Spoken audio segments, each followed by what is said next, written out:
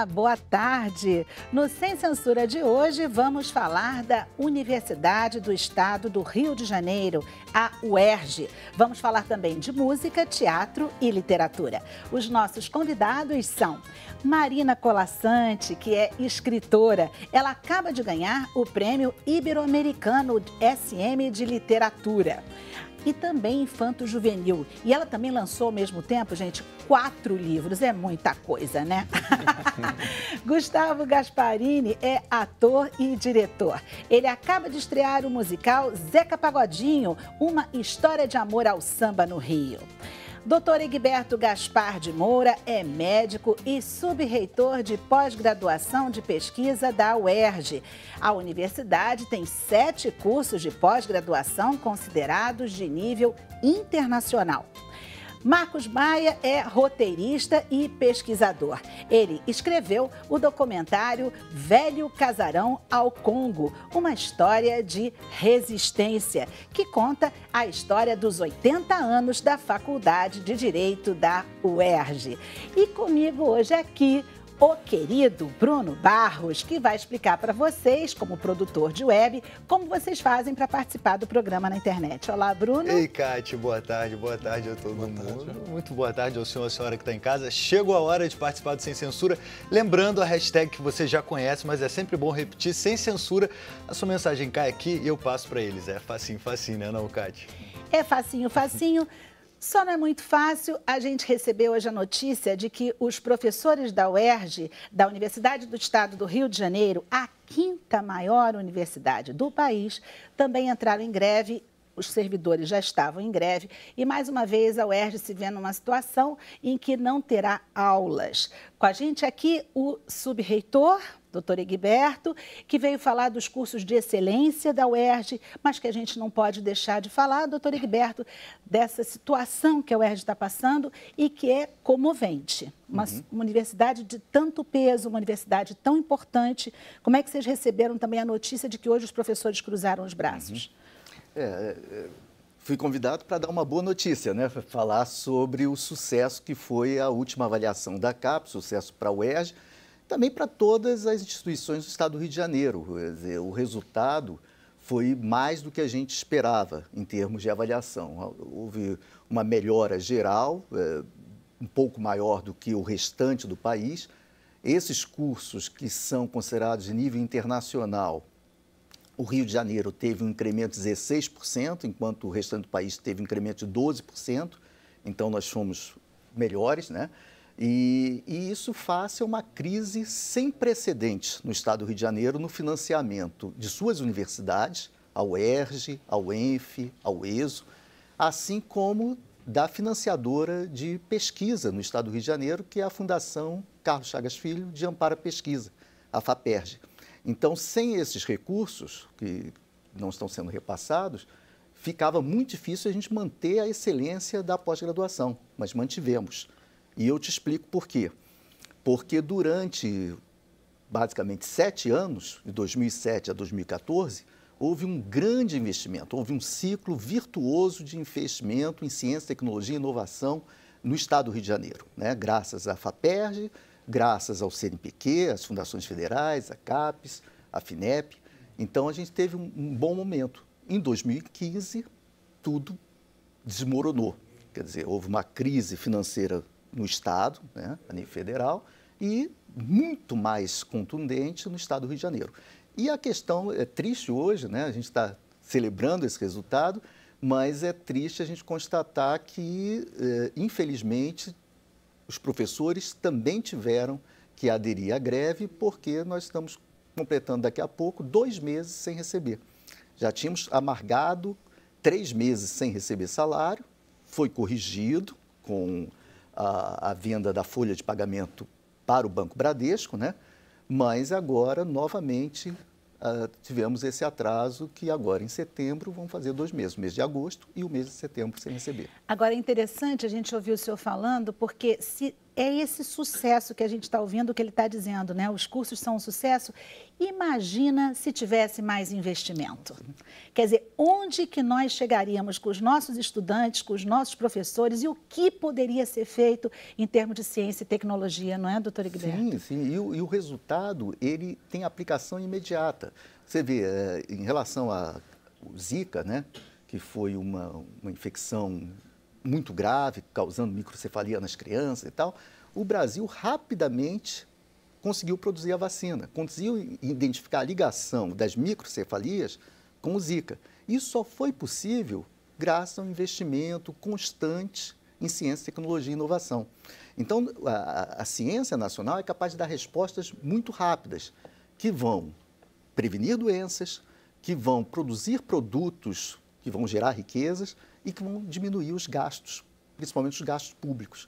Então, um governo que não investe numa situação de crise em ciência e tecnologia, ele está desperdiçando dinheiro, está rasgando dinheiro. Então, isso é importante dizer, né? Você não está economizando nada quando você deixa de investir. Países em situação de crise, por exemplo, a Coreia teve várias situações de crise. Toda vez que ela entra numa situação de crise dessa, ela aumenta o percentual de investimento do PIB em ciência e tecnologia, não reduz como o Brasil vem fazendo.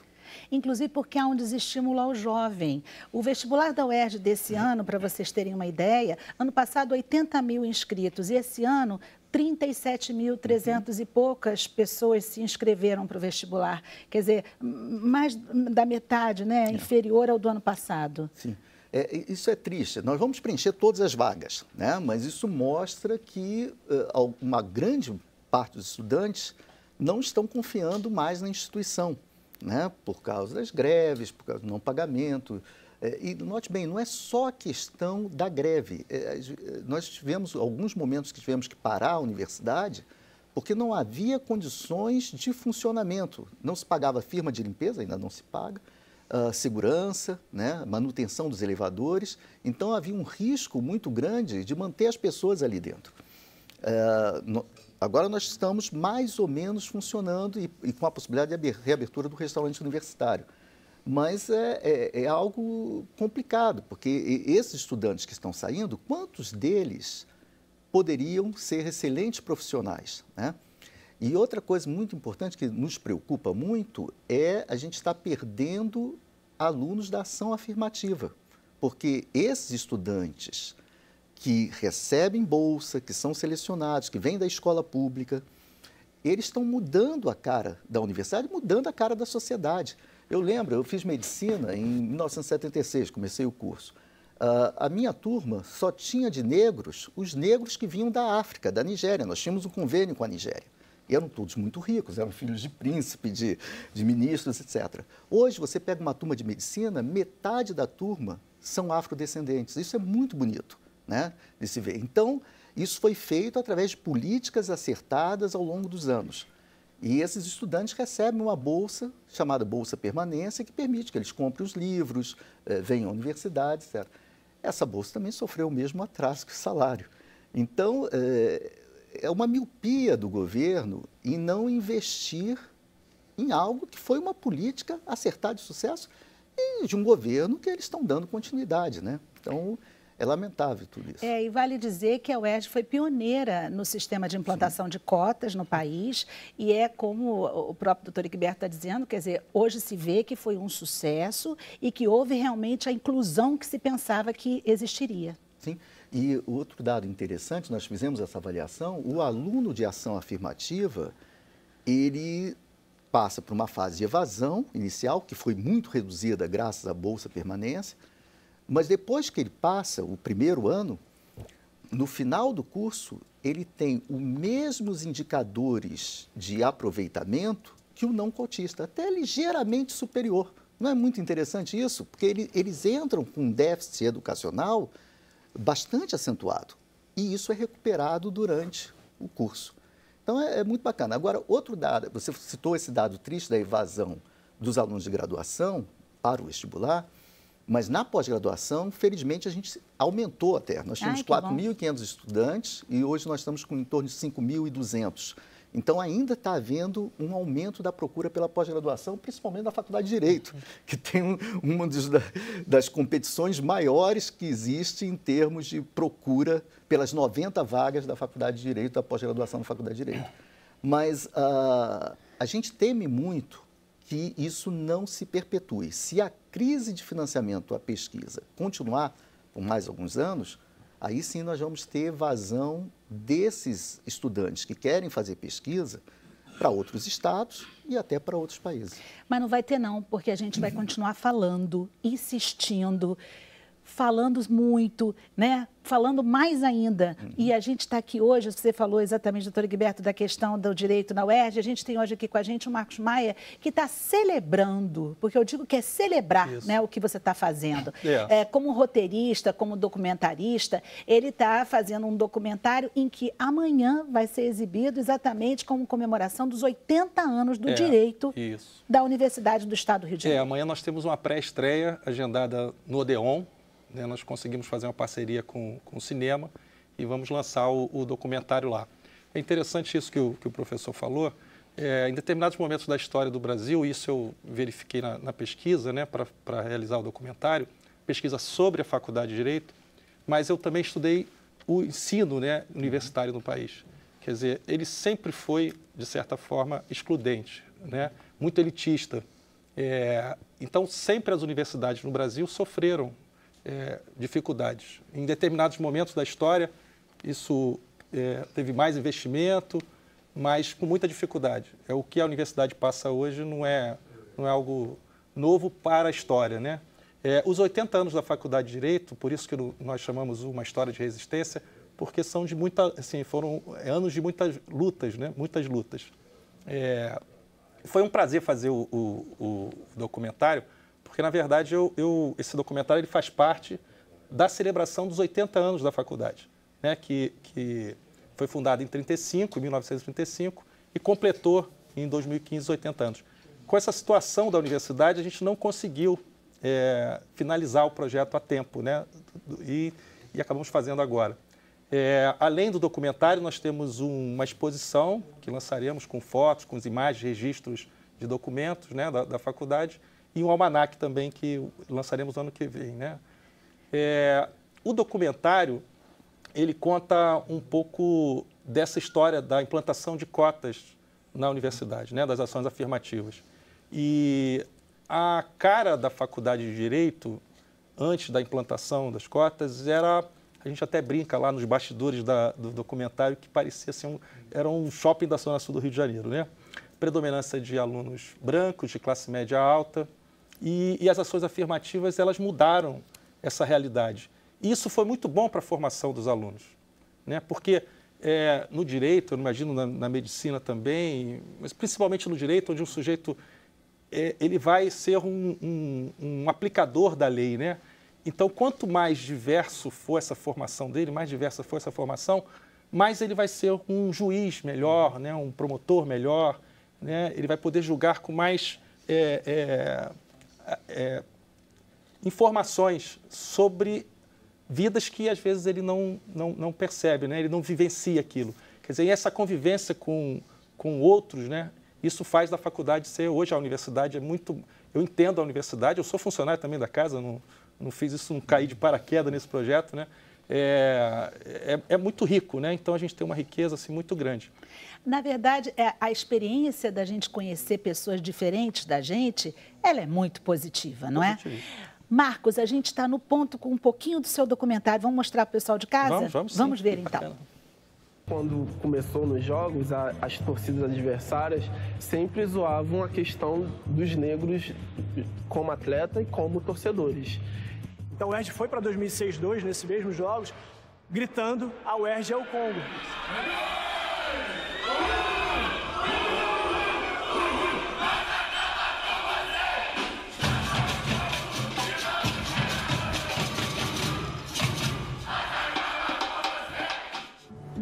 Vamos entrar? Vamos entrar.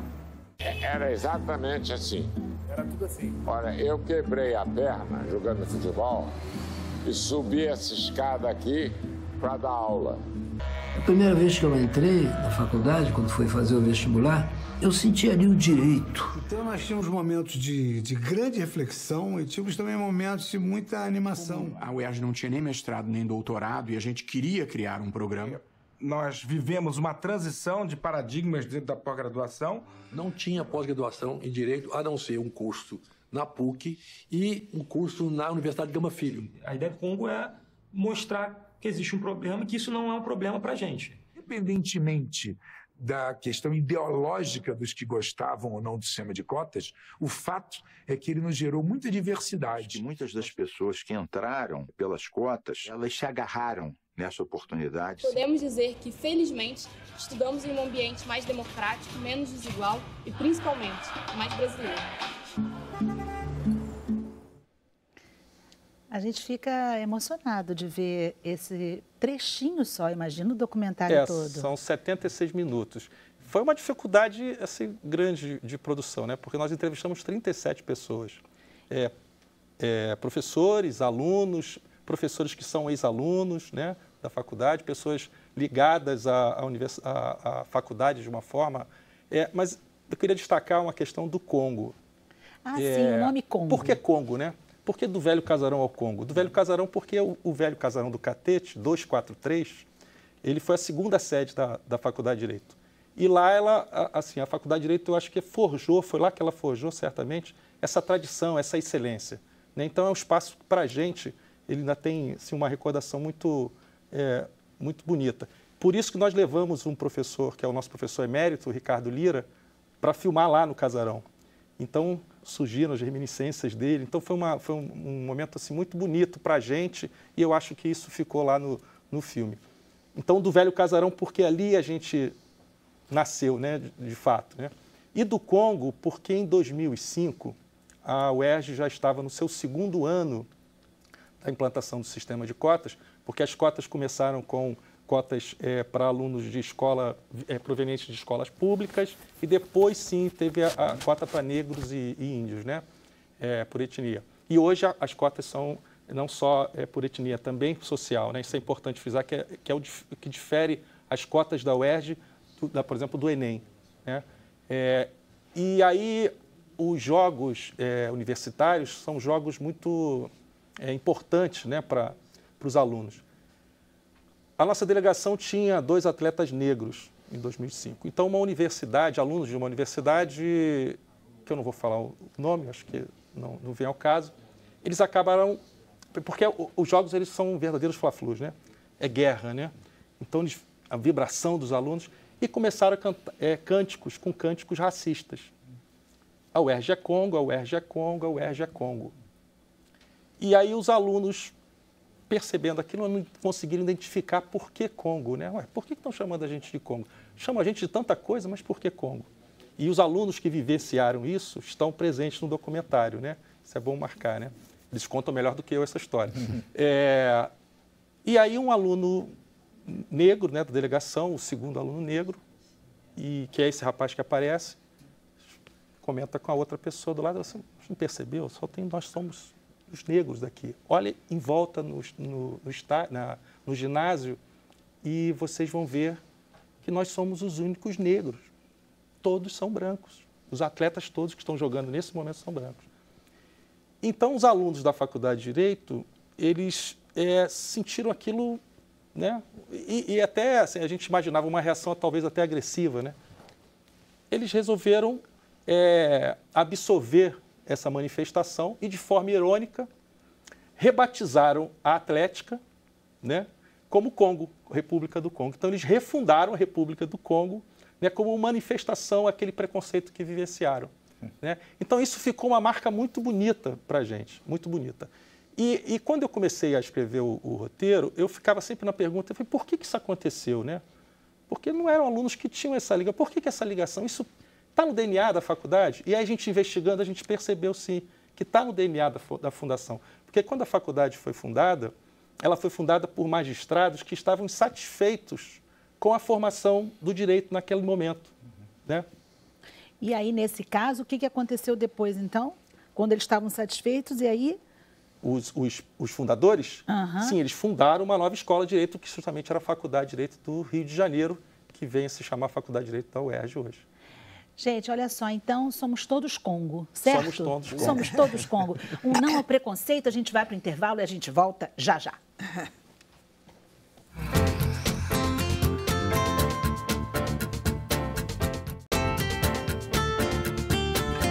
Estamos de volta com o Sem Censura de hoje e agora vamos ouvir Bruno Barros e o que vocês disseram aí na internet. Bruno. Olha aí, Cátia Navarro, manifestações aqui. Vânia Gomes, ela disse, triste, educação muda uma nação.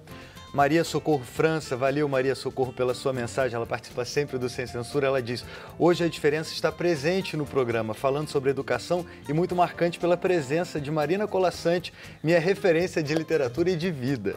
E aí tem uma pergunta da Dolores Lessa, ela pergunta ao senhor Egberto e ao senhor Marcos, se eles conseguem ver uma luz no fim do túnel próxima para essa situação da UERJ e se podemos ter esperança. Posso responder, né? Sempre há esperança, né? E se a gente não tem esperança, a gente não acredita na nossa nação e todo mundo vai embora e acabou o país, né? Então, sempre há esperança, mas essa esperança passa por uma modificação cultural, né? Principalmente na classe política. Quer dizer, a classe política precisa entender que para que esse país vá para frente, você não pode simplesmente confiar em comprar tecnologia de países mais desenvolvidos. Existem grupos que acreditam nisso, de que é muito mais barato você comprar coisas prontas do que investir.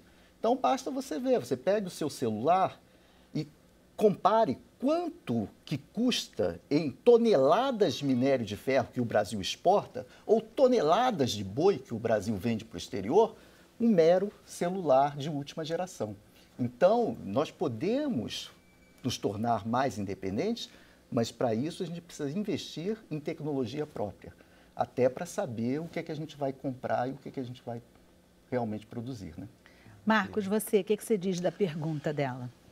Eu acho que a gente tem que repensar muita coisa, né? Assim, eu acho que o momento de crise é o momento da gente refletir, por isso que eu acho que voltar, assim, em alguns momentos da nossa história, eu acho que fazer, assim, é bom para reflexão. Eu acho que hoje quem está numa universidade tem que repensar também a forma de gerir, como é que você lida com esses momentos assim, de crise financeira. E eu acho que é isso que o professor falou, a gente tem que investir mais. Se a gente quer ser um país bacana de se viver, né, que a gente se orgulhe, que a gente não ande pelas ruas e veja tanta miséria, né, porque a gente está vivendo um momento assim, de muita miséria, de muita violência. Inclusive, eu vou me estender, tem um professor da Faculdade de Direito que ele acabou de entrar para titular e o trabalho dele é com direito à igualdade. Uhum. Quer dizer, então nós temos que é o Daniel Sarmento, né, brilhante. A gente precisa trabalhar isso, né? E eu acho que é através da educação. Então, a gente tem que investir, sim, em universidade, mas também na educação básica, na educação, no ensino médio, em todas as áreas. Eu acho que esse é o caminho. E nós que estamos numa universidade, temos que repensar também alguns formatos. E quanto aos políticos, os políticos estão lá é porque nós levamos eles para lá, né? Nós elegemos esses políticos, então a gente tem que também repensar isso. 2018 está aqui perto. E a gente pode fazer diferença. Permite só um adendo. A gente mostrou que a UERJ está mais colorida, né, mais diversa na graduação. Na pós-graduação também, se você entrar hoje num curso de pós-graduação, você vai ver a quantidade de afrodescendentes que nós temos, né? Então, isso melhorou muito. Significa que você está dando oportunidade para o final da formação. Uhum. Investir nos nossos talentos, né? Sim, sim. E, de certa forma, o seu documentário, então, se ele atrasou em 2 anos, na verdade, ele vem num momento que eu acredito que seja até altamente importante, porque ele tem também um cunho político de chamar atenção para a universidade e para o Estado que está a UERJ e a importância dela. Sim, né? Sim. Nós temos uma discussão sobre ações afirmativas lá, sobre a questão da meritocracia na academia, né? Porque se tinha uma resistência quando as ações afirmativas foram colocadas na UERJ, a própria comunidade universitária tinha uma resistência, né? Como é que vai ser isso, né? Porque a gente sempre trabalhou com mérito, né? Mas mérito com que base, né? As pessoas têm as mesmas condições para disputar as vagas, elas têm... A gente tem uma dívida histórica e as ações afirmativas, elas vêm contribuir para a gente pagar essas dívidas, né? Mas eu acho assim, a gente está num momento... Eu não tenho pretensão do documentário de... A gente é um pingo d'água nisso, né? A gente não tem essa pretensão, não, nem tinha, né? E nunca teve, assim. Mas eu acho que vem no momento, sim, de... Eu espero que as pessoas que assistam a gente possa criar aquela coisa assim de, vamos pensar um pouquinho, né? E tem algumas coisas que estão colocadas lá que não estão colocadas diretamente, né? E é isso, eu acho que a gente tem que refletir, a gente está num momento de reflexão e pensar positivo. Eu sou um sujeito positivo.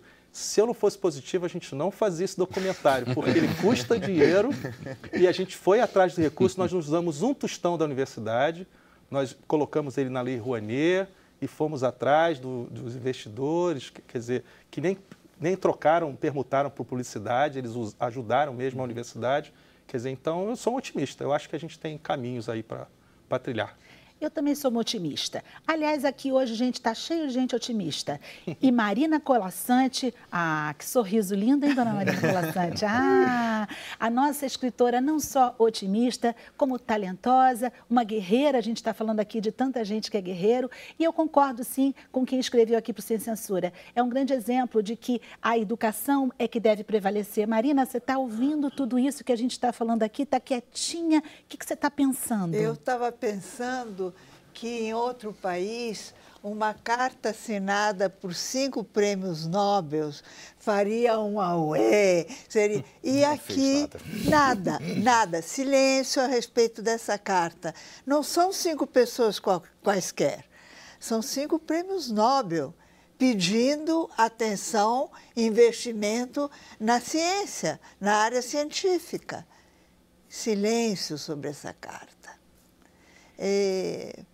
Você sabe que sempre perguntam a gente como se faz menino leitor e como se faz um país leitor, porque a leitura está na raiz dessa conversa toda, né? E eu repetia as mesmas coisas, repetia Decálogo, Unesco, tarará. Agora cansei, agora simplifiquei. Para fazer menino leitor é muito simples, só se necessita de 2 coisas. Uma é indispensável, a outra nem tanto. A coisa indispensável é adultos leitores, professores leitores, companheiros leitores, adultos leitores para fazer a ponte para a criança. A segunda coisa é acesso aos livros. Mas se a gente tiver a primeira, a segunda é secundária, porque um adulto leitor, apaixonado por leitura, inventa livros, sabe poema de cor, busca na internet, supre a falta de acesso ao livro. E como se faz um país leitor? É muito mais simples ainda, porque só precisa de uma coisa: vontade política. É isso que a gente estava falando. O investimento, a primeira coisa que se tira quando o país está em dificuldade é verba da educação, é verba para a educação primária, ausência de creches, faculdades. Não, tem que ser o contrário. Quando o momento é difícil... Né, elas andam juntas, né? Educação e cultura. Vamos tirar, porque são sempre... Então, é isso, a gente volta sempre, anda em roda e volta sempre ao mesmo ponto. Você sabe que você está falando isso, e um dos motivos também da Marina estar aqui é porque ela acabou de ganhar um prêmio importante ibero-americano, e eu te falo de coração, é tanto orgulho para a gente que é brasileiro, ver uma brasileira brilhando na literatura, ver outros brasileiros brilhando lá fora, porque esse é orgulho de alguma coisa muito positiva que a gente tem. Eu te falo de coração. Então, é um orgulho estar você aqui hoje falando sobre educação, uma pessoa tão premiada e, ao mesmo tempo, tão simples, né? Isso é tão bom da gente ouvir. Você chega aos 80 anos com 4 livros publicando agora, com esses prêmios todos, não é? Marina, o que você sente quando você vê que você está recebendo esses prêmios, que você tem esses 4 livros publicados? O que mais Marina Colaçante quer? Não, Marina Colaçante quer deixar uma boa lembrança, porque quando a gente faz 80 anos tem que pensar nisso. O futuro se torna mais precário, Sempre é precário o futuro, mas a consciência da precariedade do futuro se acentua quando a gente faz 80 anos.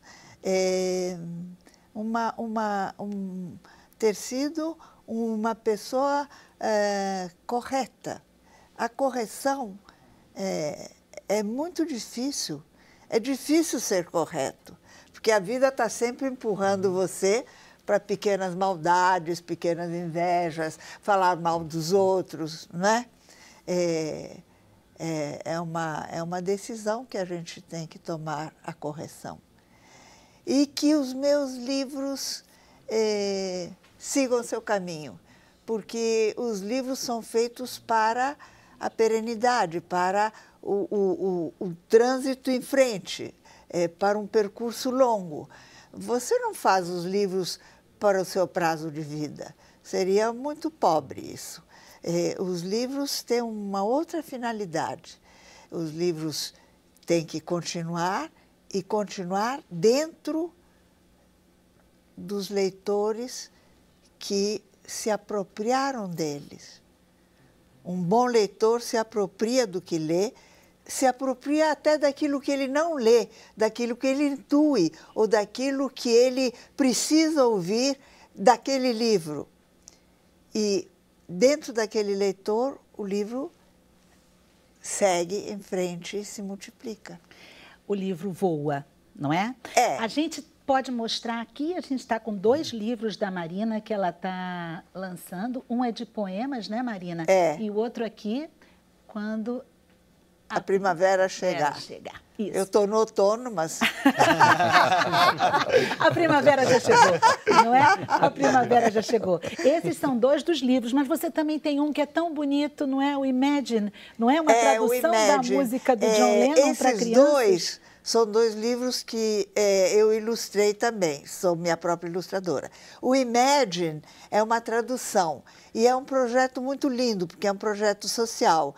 O lucro da venda vai reverter para uma organização social. E é o mesmo aspecto físico no mundo inteiro, em todos os países onde houve aderência ao projeto, é o mesmo projeto gráfico e é a canção do Lennon traduzida, e eu fiz a tradução. Gente, vale dizer, ela comentou aqui das ilustrações, vale dizer que Marina Colasanti, ela também ilustrou realmente muitos dos livros dela, porque ela também é artista plástica, é jornalista, ou seja, múltiplas funções de Marina Colasanti. Múltiplas, mas na verdade é uma função só. É viver a vida e aceitar o que ela te traz e modificar o que ela te traz. Hoje em dia, ser multimídia para os jovens é a constante. No nosso tempo, no meu tempo, você não que é mais jovem, no meu tempo não era. A pessoa entrava na faculdade de Direito, ia ficar ali a vida inteira, entrava numa empresa, IBM, ia ficar até se aposentar ali. Hoje em dia, não. Hoje em dia, o mundo é um leque de oportunidades. Talvez eu tenha feito isso um pouco antes. De vanguarda. Abri o leque das oportunidades e fiquei me abanando. Você acha que isso também tem um pouco a ver com aquela menininha Marina Colasanti, não é? Que ela ainda pequena, não é? Já nasceu na Eritreia, passou, foi para a Líbia, depois foi para a Itália, depois veio para o Brasil. Você acha que tem um pouquinho a ver dessa vivência de Marina Colasanti? Eu acho que tem muito a ver com isso. Porque nada era definitivo na minha vida. Na minha formação, nada era definitivo. Eu morei em hotéis, eu morei em países diferentes, eu trocava de língua, de cultura. E nos 5 anos da guerra, que foram grande parte da minha infância, não se fazem projetos. Durante uma guerra, ninguém faz projetos. Ninguém diz, o ano que vem vou... Não.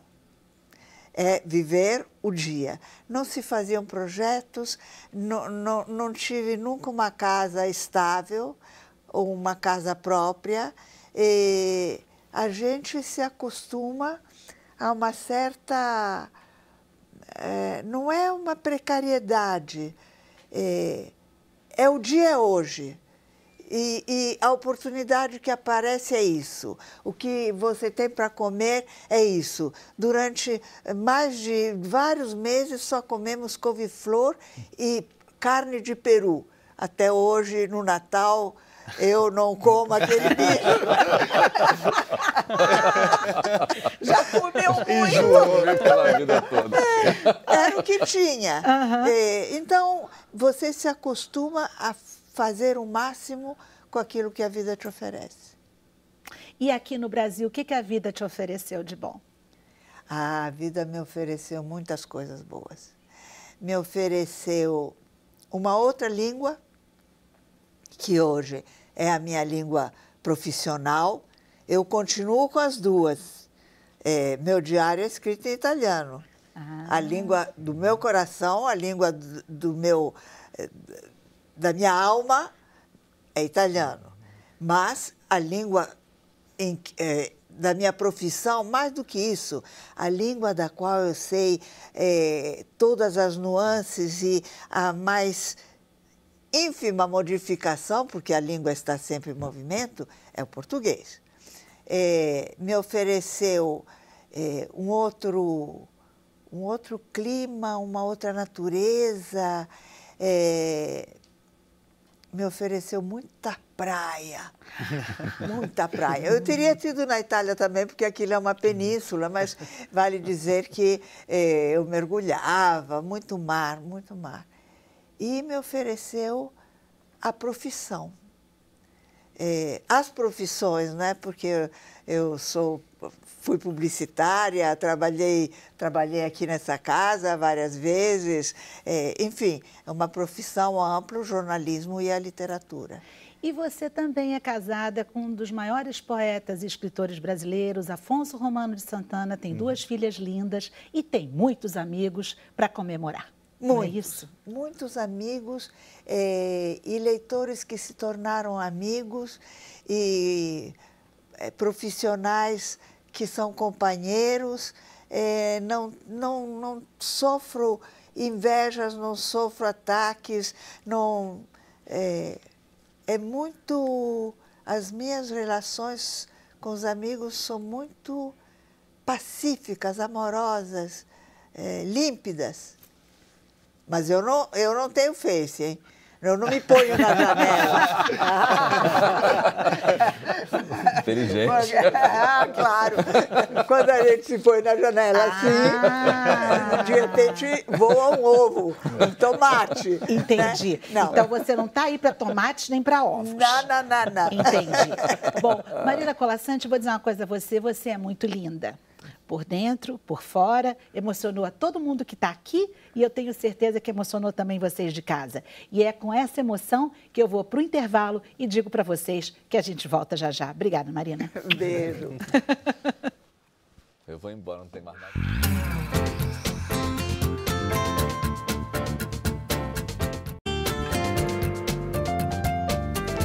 Voltamos com o Sem Censura de hoje e com Bruno Barros e as perguntas e comentários de vocês. Bruno? Olha aí, Cátia Navarro, vamos de Hudson Pereira. Ele disse que foi aluno da Marina numa oficina de escrita, foi um aprendizado fantástico. Ele fala que é uma maravilha ver Marina sendo entrevistada por Cátia, que é uma fera no assunto de literatura. Manda um beijão para as duas. Aí tem o Roberto Cabral, que ele diz: grande Marina, é sempre bom ouvi-la e saber ainda que é possível ter esperança na vida. Grande abraço, grande emoção. Enfim, ele discorre aqui falando bastante coisa bem bonita sobre a Marina e pergunta do Luca Mota: Marina, se você tivesse que voltar no tempo, tem alguma coisa que você faria diferente? Não. Não? Não. Porque mesmo com as escolhas erradas que eu fiz, e todo mundo faz, eu aprendi muita coisa e ganhei muita coisa. E sobrou das escolhas erradas, sobraram coisas positivas. Então, eu não tenho saudade do passado, não reescrevo meus livros, assim como eu não reescreveria a minha vida. A minha vida foi o que tinha que ser. Está sendo, né? É É verdade. E o presente está valendo, né, Marina? É o hoje, é o agora. Ah, claro. Não é isso? Agora estamos aqui, Nossa, olha. tá uma maravilha isso aqui, gente. Eu espero que vocês também estejam gostando, porque a gente está adorando. E você falou da questão do que aprendeu. Eu vou perguntar para você, Gustavo Casparani, o que você aprendeu como ator, diretor, já tinha uma grande bagagem, mas agora com um musical sobre Zeca Pagodinho. Olha, eu acho que esse é o 10º texto que eu escrevo para musical. E eu tenho uma ligação com samba forte. E aí eu estava pensando, o que eu estou fazendo aqui, no meio da Universidade da UERJ? A UERJ é de Vila Isabel, tá? É terra do samba. Não. Mas eu digo assim, porque eu não fiz faculdade e o meu homenageado não fez faculdade. E ele brinca na história dele, que ele fala, a minha faculdade é a da vida, fui aprendendo na vida. E eu comecei muito novo a coisa do teatro, fui aprendendo a escrever, fui fazendo de uma outra forma. Mas o que eu achei interessante, assim, que eu acho interessante aqui no Zeca, voltando aqui à coisa da guerra, de viver o dia, aquele momento, ele era de uma família humilde e isso foi o que me encantou. Ele é como se fosse um Macunaíma, ele está vivo. Não tem graça você chegar e fazer um musical de uma pessoa viva, vou imitar ninguém será melhor do que o Zeca, do que o próprio Zeca, que vai estar fazendo um show ali numa casa de show na Barra, né? Então, eu queria entender qual o olhar que eu deveria ter sobre ele. E o que me chamou a atenção foi essa coisa, num dos livros que eu li, que posicionava ele como um Macunaíma carioca. Tinha tudo para dar errado. E ele conseguiu dar certo. E ele não só deu certo, como ele virou um representante de toda uma cultura do Rio de Janeiro, que é a cultura suburbana. Ele virou um embaixador do subúrbio. Você vai a São Paulo, você vai ao Pará e ninguém conhece Xerém. E é por causa dele. Né? Então, assim, o que me interessou foi esse personagem. E como essa pessoa simples, humilde, que tem uma ligação com a música e um respeito pela cultura dos mais velhos, sempre teve isso. Sempre ele observava o tio mais velho, o avô, e a ligação dele com a música foi transformando ele nesse artista e foi levando com ele todos os amigos. É uma geração. Esse boom do pagode, essa geração do pagode do final dos anos 80, no início dos anos 80, eles eram amigos. Eles, em vez de jogar bola, eles iam tocar. E isso virou um movimento musical muito forte. Nenhum deles estava esperando viver dessa profissão de subir no palco. Podiam ter uma música ou outra gravada, essa era a expectativa deles. Então, essa surpresa do destino que me deu a ideia de escrever a peça da seguinte forma. O primeiro ato, eu conto como eu reli o Macunaíma por conta disso e eu apresento o nosso herói suburbano, que é o Zeca, com o nome de batismo, Gessé. E esse Gessé vai desde o nascimento até o primeiro disco, que ele já explode e vira uma celebridade. Então é a formação do caráter do herói. Desde a infância suburbana, adolescência, a relação com a religião, a relação com a boemia, com a malandragem. E ele vai indo de estação em estação, são as estações do subúrbio. No segundo ato, passam uns 17, quase 20 anos, e aí ele já famoso, com uns 40 e poucos anos, estabelecido e tendo esse subúrbio, essa cultura suburbana que a gente viu no primeiro ato, digamos mítica, ainda primitiva, assim, sendo colocado na moda. Então ele está no MTV, ele está nos grandes programas de entrevista, e aí uma coisa jamais, o Mário de Andrade já vai mais para Andy Warhol, e já é Xerém, Cascadura, e esse cara lidando com o sucesso. E você faz esse personagem dessa segunda parte. Eu faço desde o primeiro. Somos 3 G6, né? Só para terminar essa. E o que eu acho muito bacana do Zeca é que ele é a mesma pessoa desde o início até agora. Ele é amigo das mesmas pessoas, ele ajuda as pessoas. O sucesso dele fez ele só afirmar o seu meio, entendeu? Isso é de uma índole, de um caráter muito interessante. E eu acho que no Brasil que a gente vive hoje é um exemplo, assim, incrível. É tal das escolhas que você falou, né? A gente pode escolher ir para cá, porque a vida puxa para cá, para lá, e ele foi escolhendo, e você vê como ele é amado. Ao fazê-lo, você percebe isso, né?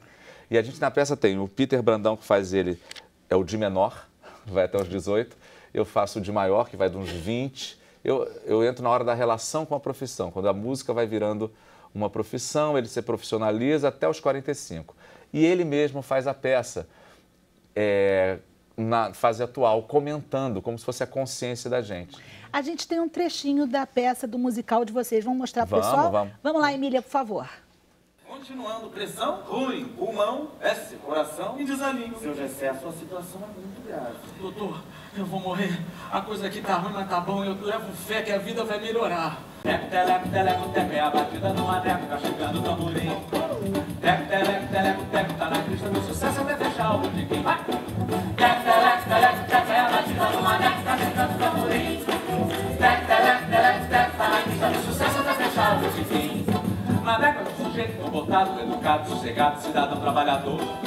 Um dia conheceu a Carolina, uma doçura de menina, e aí se apaixonou. Carol não tinha lado do juiz, ele ficou no prejuízo quando o amor chegou ao fim. Agora chora no boteco, teleco, teleco, teco, coitado do tamborim. Gessé, tá morando onde? Grande Gessé!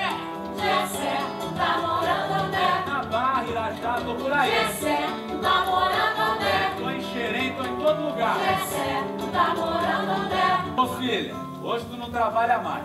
Ô filho, tá maluco? Eu preciso ganhar meu dia. Ah, tá aqui a tua diária e vamos conversar que hoje tu está de folga. Caraca, Gessé, fui parceiro mesmo, né? Ô, garçom, traz tua cela bem gelada que a gente vai demorar. Estou morando em qualquer lugar, tô aqui, ali, acolá. Levo a minha vida assim, pra lhe dizer com sinceridade, falando a verdade, vou morar no botequim.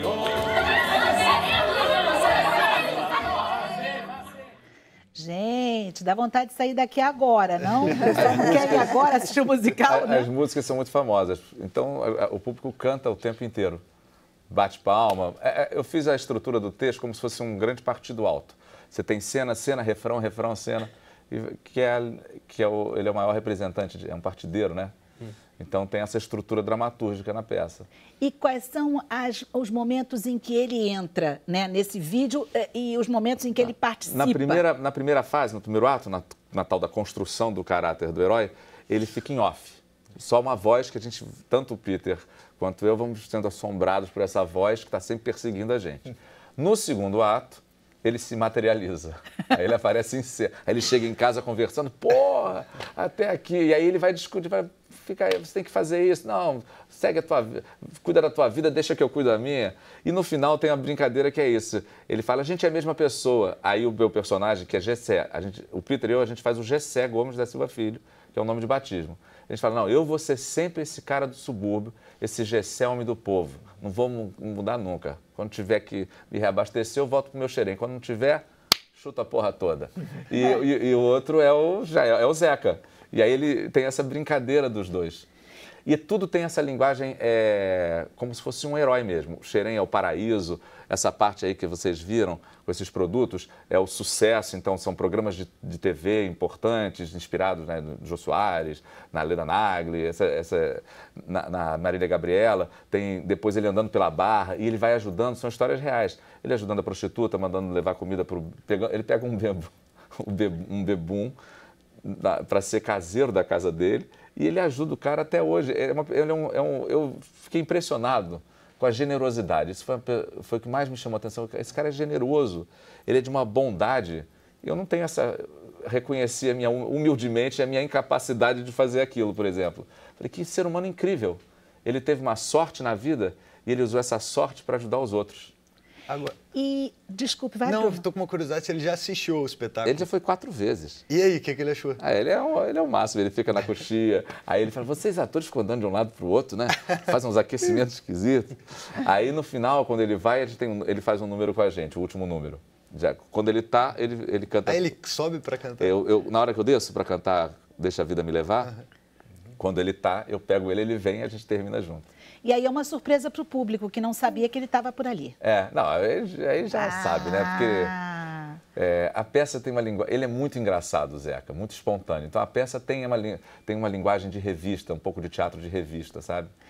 Vamos dizer para o pessoal onde é que está essa peça que todo mundo quer ver, esse musical, Olha, horário, até quando, e se vai para outros estados, né? O pessoal que não está no Rio. Nós estamos numa curtíssima temporada, até 29 de outubro, no Teatro NET Copacabana.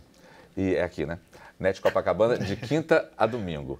Sábados, vesperal às 5h30 e às 9 horas. quinta e sexta às 9 horas, domingo às 8 horas.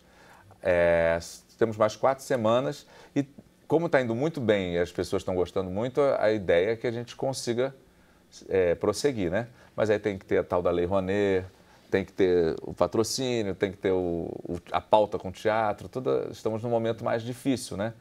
Antigamente, uma peça que estreou e já tem esse reconhecimento, a gente já sabe que ela vai seguir. Agora a gente tem que ir mais devagarzinho. É um elenco grande, são excelentes atores. Quantos atores você tem em cena? Nós somos 13 em cena, mais uma banda com 5. A direção musical é do João Calado. Como eu assumo várias funções, eu chamei um amigo meu, que é o Cristiano Gualda, parceiro de outros trabalhos, para dirigir comigo. Tem o cenário do Gringo Cardia, figurino do Marcelo Linto, o que mais que tem aqui? Iluminação do Paulo César Medeiros. É um elenco, é uma equipe técnica muito bacana, criativa, de excelente qualidade. E tinha que ser, né? Porque o Zeca é top na música popular brasileira. Você não pode chegar e fazer um espetáculo mais ou menos. E tem algum pedido que o Zeca fez, por exemplo? Tem. Qual é? Foi exatamente essa história do Bebum, que é o baixinho, que ele tem uma frase que ele bota assim: não, peguei o Bebum para criar, agora tenho que aguentar, né? Ele pegou um cara, ele era um funcionário de algum vizinho em Xerém, que bebia pra caramba, e ele sempre, o chefe estava sempre infeliz. Aí ele chama esse cara para ser caseiro na casa dele. E esse cara é caseiro, aí ele falou: eu preciso que esse cara esteja na peça, porque Xerém não existe sem o baixinho. Aí eu fui na casa dele para ele me explicar como era o baixinho, aí fui contando as histórias hilárias do baixinho, e aí eu perguntei para os filhos: qual o significado, o baixinho para vocês? O baixinho era a nossa babá. E baixinho trabalhava bêbado. E baixinho, diz ele que o baixinho, quando começava a ficar sóbrio, já começava a beber. E não tinha momentos, ele não ficava sóbrio nunca. E tinha essa coisa dele, ele começava elogiando o Zeca, tem esse bordão que a gente botou na peça. Ele vai elogiando, depois ele fala: canta porra nenhuma. Ele xinga e diz que não cantava nada. O próprio Zeca não cantava nada. Ele diz que o Zeca era nosso prefeito, nosso grande cantor. Depois ele fala pulguento, puxa-saco, canta porra nenhuma. Na frente de todo mundo. Deve ser animado essas rodas de samba lá em Xerém, né? Com certeza, com certeza. E uma última pergunta: qual é a música que o pessoal mais canta quando vocês estão ali no palco? Olha, Deixa a Vida Me Levar é o hit que tem um apelo por conta da Copa, né? É a última música e a letra tem muito a ver com isso. É a filosofia da vida dele mesmo, né? Mas tem, aí como intérprete fazendo, tem 2 momentos que eu gosto muito, que é o final do primeiro ato, que é o Ogum, uma música linda, que tem a coisa do sincretismo religioso. Tudo isso é interessante, que a gente vive um momento tão careta. E com o Zeca, você fala de liberdade de expressão religiosa, você fala da qualidade da poesia popular, tudo. O cara, a partir de uma homenagem ao Zeca, eu falo disso tudo. Ok, gente, então deixa a vida me levar. A gente encerra agora esse programa, a gente volta amanhã às 5 da tarde. Gente, muito obrigada a todos vocês por essa tarde maravilhosa. A gente fica no Facebook, mais 15 minutinhos com todo mundo que está aqui. Quem quiser vai lá, clica na página e também vai ouvir ainda mais Marina Colaçante, todo mundo. E eu vejo vocês amanhã com Bruno Barros, não é isso? Bruno também tá? Eu tô aqui. Isso, amanhã às 5 da tarde, Sem Censura está de volta aqui na TV. Gente, muito obrigada. Beijo grande. Tchau.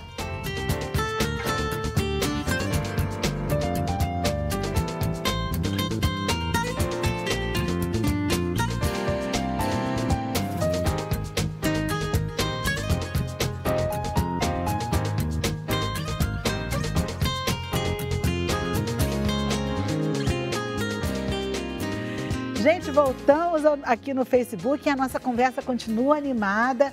O Marcos estava falando aqui, né, do Zeca Pagodinho, do musical. E eu vou passar para o Bruno para saber o que vocês falaram aí na internet. Olha aí, vamos começar com Ivone Lima Barreto. Ela disse que ama Marina Colaçante. O último livro dela lido foi Mais de 100 Histórias Maravilhosas.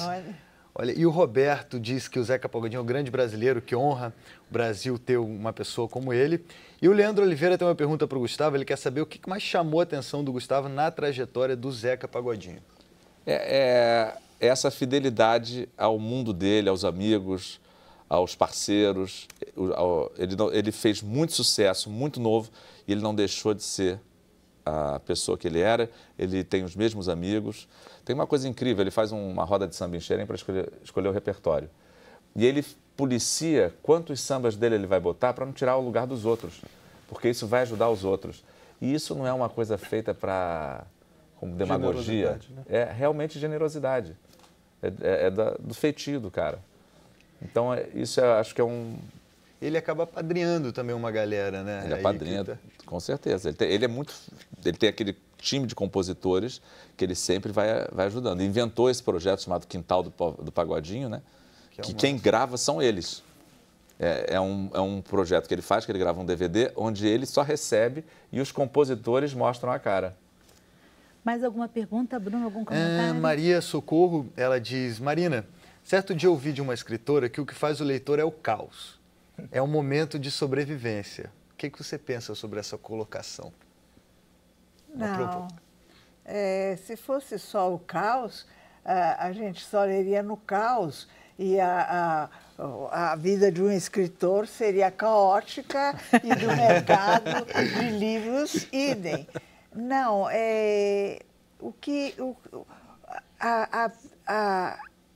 o encontro do escritor com o livro se dá no momento em que ele encontra no livro alguma coisa que para ele é uma pepita, para os outros talvez não.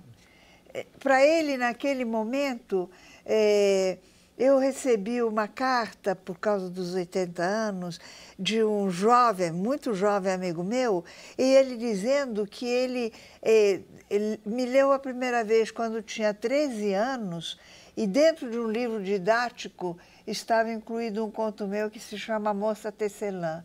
E ele disse, naquele momento, minha mãe estava destecendo o seu casamento. Então, aquele momento era um momento em que ele tinha que ler aquele conto para ver uma tecelagem e um destecer. São essas coisas que fazem com que o leitor goste daquele autor ou goste daquele livro, porque naquele livro ele encontrou uma coisa que cintila só para ele. Que lindo. Interessante essa forma como você falou do tecer e o destecer, porque a gente pode talvez aplicar também ao que está acontecendo com a UERJ. Nesse momento a gente vive talvez esse destecer, é o começo de tecer, né, Marcos? Isso. Não sei o que vocês pensam, doutor Egberto também. Ouvindo a Marina falar, realmente existe essa questão de, às vezes, você vive uma desconstrução. Então é o momento do quê? De partir para a construção, efetivamente, ou reconstrução, né, Marina? Não é falso que crise é um bom momento para gerar novas oportunidades, né? Esse momento que a gente está vivendo está fazendo com que a solidariedade entre as instituições de ensino e pesquisa aumente. A gente está trabalhando junto, coisa que a gente não fazia há muito tempo, entre todas as instituições aqui do estado do Rio de Janeiro, né? Há um fórum que foi criado recentemente, até devido à crise, de pró-reitores de pós-graduação em pesquisa. Então, a gente vai sair dessa crise muito mais forte, muito mais organizados, né? E a gente está exercendo agora a nossa criatividade, porque sem dinheiro você tem que ser cada vez mais criativo para manter a geração de conhecimento. E, pasme, a gente está gerando conhecimento, não paramos. Então, quando a gente fala assim, a UERJ está em crise, mas olha, a UERJ, os cursos de graduação dela, na última avaliação, foram todos muito bem avaliados. Medicina, direito, química, todos eles. Na pós-graduação, também. Então, como é que a gente está conseguindo sobreviver com pouco dinheiro? É usando o cérebro, né? Usando coisas que antes, talvez, a gente não, por ter recursos de sobra, a gente não exercia essa criatividade. Então, vamos sair dessa crise, sim, vamos sair mais fortes, e vamos torcer para que, num próximo governo que pense o futuro da nação, né, a gente possa dar um salto qualitativo, como a Coreia fez na década de 60. Na década de 60, o Brasil era mais desenvolvido que a Coreia do Sul. Hoje a diferença em termos de ciência e tecnologia não existe, não dá para comparar. Mas eles eram muito menos desenvolvidos que a gente. Então é uma questão de mudança política, de vontade política. Eu acrescento que a gente tem que parar de viver crises, né, nesse país, né? A gente está sucessivas crises, né? Um país tão novo com tantas crises, né? Eu acho que a gente tem que manter aquilo que a gente conquista, né? Lógico que a gente tem que a modernidade está aí, o mundo está diferente, as pessoas estão com outras demandas, né? Mas a gente tem que viver um pouco mais de tranquilidade nesse país para que as coisas sedimentem, né? Por que uma faculdade de Direito como a da UERJ, ela tem a tradição, tem a excelência acadêmica, né? Porque foi sedimentada ali uma escola de Direito, né? Com brilhantes, que formou brilhantes juristas, né? Temos excelentes professores. Nós temos uma faculdade que tem 2 ministros do STF, né? Isso já tivemos 3 quando Joaquim Barbosa ainda lecionava lá com a gente. Quer dizer, então é importante você sedimentar as coisas, né? Lógico que o mundo, né, é dinâmico, mas a gente precisa parar de fabricar crises nesse país. A gente precisa ter um pouquinho mais de tranquilidade para que a educação, para que a cultura, né, se sedimente ali, né? Porque senão a gente fica sem identidade, né? Nós somos ainda um país, uma nação sem a identidade, né, que é necessária para você dar o bem-estar social para as pessoas, para que as pessoas sejam felizes, possam manifestar a sua criatividade, né? As suas coisas, né? Eu vou até aproveitar o que você está falando, eu vou perguntar para a Marina e também para o Gustavo. Até que ponto a literatura e o teatro ajudam na formação dessa identidade que a gente fala aqui? Marina. De forma muito, muito intensa, porque a literatura ajuda, isso é comprovado, os estudos do Jung, os estudos do Freud, ajuda na formação do eu, ajuda na estruturação do indivíduo. E uma sociedade é feita de indivíduos, é o indivíduo no coletivo. Na literatura, você transita dentro dos sentimentos humanos, como se você estivesse numa sessão de análise de grupo. Você vai por dentro do pensamento de várias pessoas que interagem e você aprende como se fazem essas interações, como o sentimento de um bate no outro. E esse conhecimento, ao mesmo tempo em que você fortalece o eu, você aumenta o seu conhecimento do outro. Você vive a vida do outro, você vê o sofrimento, a emoção do outro. É mais do que didático, porque ninguém está te dizendo isso é certo, isso é errado. Estão te dando a cena e você faz as suas escolhas e você aprende essa dinâmica que é tudo, é o cimento que cola uma sociedade. E você, Gustavo, em relação ao teatro? Eu comecei a fazer teatro com 3 anos na escola, né? Então, assim, a minha relação com o teatro, ela vem da educação. Que escola boa! No Jardim Escola Saradossi. Perto da minha casa, Saradossi. E eu comecei lá com 3 anos. E depois eu sou professor de teatro do Colégio Andros, hoje em dia também.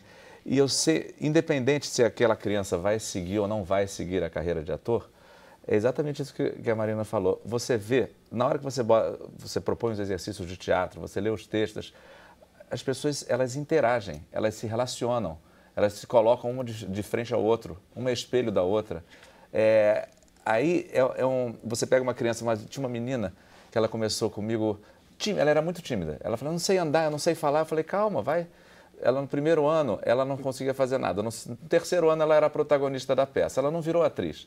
Mas ela me encontra, ela hoje em dia faz engenharia, outra coisa. Ela fala, eu agradeço tanto, através do teatro eu consegui me posicionar, a pensar o mundo de outra forma, a me colocar, a expor a minha opinião de uma forma tranquila, sem agressividade, aceitar o outro.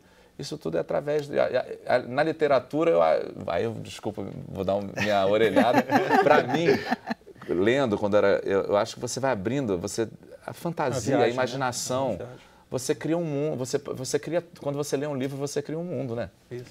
Você vai imaginando tudo, você vai vendo o cenário, você vai vendo Você vai vendo tudo aquilo. Eu acho que a literatura, a leitura, os livros, eles propiciam que você seja mais livre.